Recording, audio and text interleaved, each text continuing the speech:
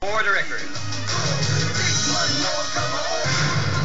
Maaga pa lang, sinimulan na ng mga taga-Tarlac ang sarili nilang hamon.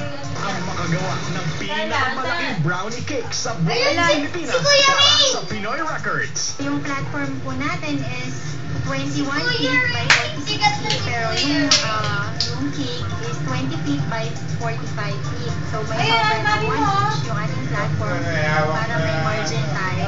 Mukhang seryoso talaga ang mga Tarlakenyo. Kaya, simulan nyo na! Basically, arena. Ayan!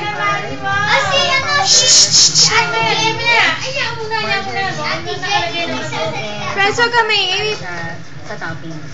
Nasa mga 50 tao yung tumulong o nagtulong-tulong para magawa itong brownies natin sa Kita ka lang maririnig kayo. ng pagproseso at pag-assemble ng brownies sa 20 hours. Panalo! Malaki na! Masarap pa! Actually, mas nakakapagod yung pag-produce ng brownies.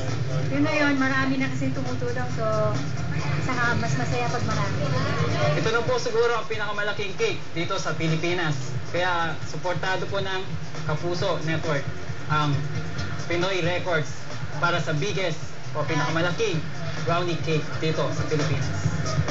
Matapos ang ilang oras na paglalatag at nakatatakam na paghihintay,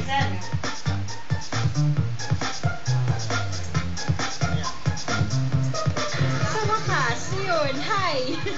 Matapos din. Si Carla. natapos nila ang pinakamalaking brownie cake sa bansa. Hanep! Sa sukat na 20 by 45 feet. Tinakpan Halos yung CDs. kasing laki na raw ito ng Jezebel billboard sa GMA. Aabot sa 550,000 pesos ang presyo ng cake na ito. At hindi naman bababa sa 9,500 na tao ang maaring mabusog ng biggest brownie cake in the country. Perfect na perfect ang birthday cake na ito para sa ika-10 karawan ng kanilang syudad. Matapos ang awitan, umpisa na ng kainan.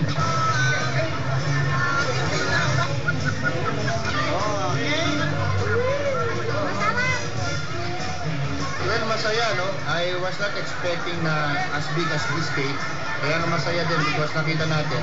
Hindi lang basta yung malaki, kung hindi nakita natin. Yung Tinakpan. talento ng ating mga estudyante, ng ating mga negosyante dito. And at the same time, the quality of the cake that they made, no? Hindi na sacrifice, malaki siya, pero nandun pa rin yung sarap ng ginawa nila cake. Walang duda, ang brownie cake nga ng Tarlac ang pinakamalaki sa buong bansa. At dahil sa inyong pagod at pagkakaisa, next record!